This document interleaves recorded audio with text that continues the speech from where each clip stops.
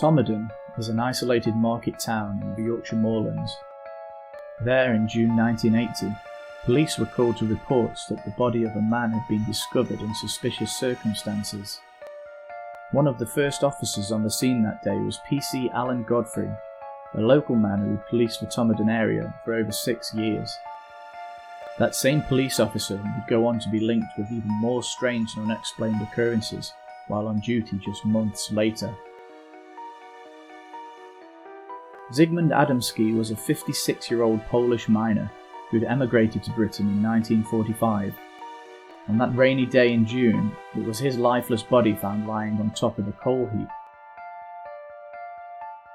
Known as Ziggy to his friends, he had been reported missing 5 days earlier by his wife after leaving his house in the small village of Tingley. He'd gone out to get some groceries from the local shop, but never returned.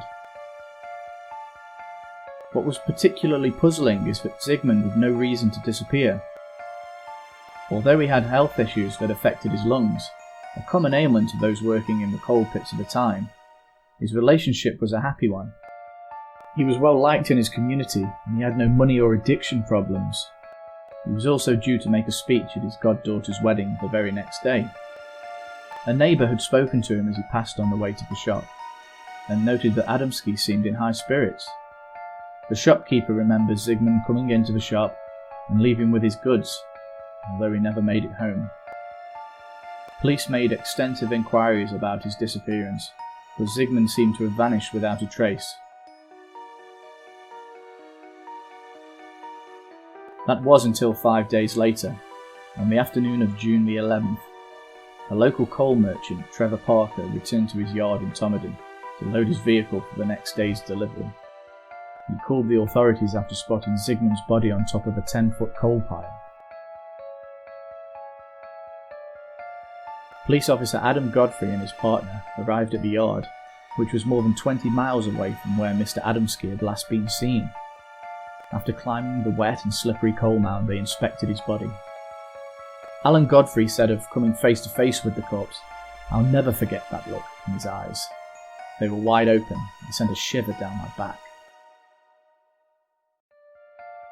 Zigmund was wearing the same clothes he'd left home in days earlier, except that his shirt was missing. It looked like he'd been redressed after death. His clothes were completely clean and there were no footprints or disturbances in the pile of coal. Investigators also found a number of burns on the back of his shoulders, head and neck, and a greenish-yellow ointment had been applied to the burns, which couldn't be identified, even after being sent to the lab for tests. The coroner ruled that Zigmund Adamski died of natural causes. Although there have been many theories, including alien abductions, KGB operatives and freak weather phenomena, Zigmund Adamski's disappearance still remains a mystery to this day.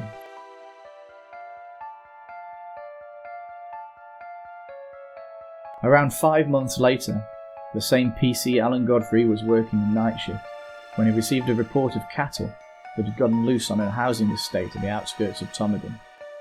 As PC Godfrey was heading out of town on Burnley Road, he had neared his destination when suddenly he spotted an object completely blocking his route. He'd never seen anything like it before. He said it was diamond-shaped. The bottom half of the object was spinning. It was hovering about 5 feet off the ground. It was diamond-shaped. The bottom half of the object was spinning. It was hovering about 5 feet off the ground. It was about 20 feet wide and 14 feet high, described Godfrey. He immediately tried to contact dispatch using his radio, but couldn't get a response. In desperation, he climbed out of his vehicle and began to sketch the object in his police notepad as it floated silently in front of him. At that moment, he suddenly recalls being stunned by a blinding flash of light, and then his car being in motion again 100 yards, just past where the object had been, with no sign of it anywhere.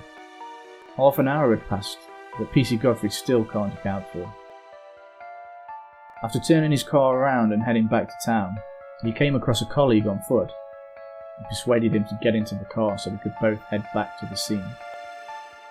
On arrival, they found the road was warm and dry, with many leaves and branches scattered around where the object had been spotted.